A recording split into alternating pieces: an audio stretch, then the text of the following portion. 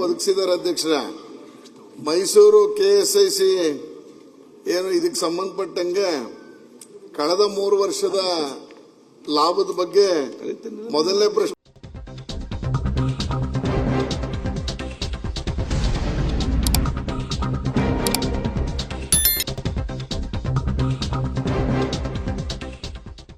ಕೇಳಿದ್ರೆ, ಎರಡನೇದು KSICಯಲ್ಲಿ ತಯಾರಾಗುವಂತ ಸೀರೆ ಬಹಳ ಡಿಮ್ಯಾಂಡ್ ಇದೆ ಅಧ್ಯಕ್ಷರ. ಇವತ್ತು ಎಷ್ಟರ ಮಟ್ಟಿಗೆ ಡಿಮ್ಯಾಂಡ್ ಇದೆ ಅಂತ ಹೇಳಿದ್ರೆ, ಮೈಸೂರು ಮತ್ತು ಮೈಸೂರಿನ ಹೊರಗಡೆ ಜನ ಬೆಳಗ್ಗೆ 3 ಗಂಟೆಗೆ ಬಂದು KSIC ಬಾಗಿಲಲ್ಲಿ ನಿಂತ್ಕೊಂಡು ಟೋಕನ್ಗೆ ಕಾಯ್ತಾ ಇರುವಂತ ಪರಿಸ್ಥಿತಿ ಬಂದಿದೆ ಅಧ್ಯಕ್ಷರ.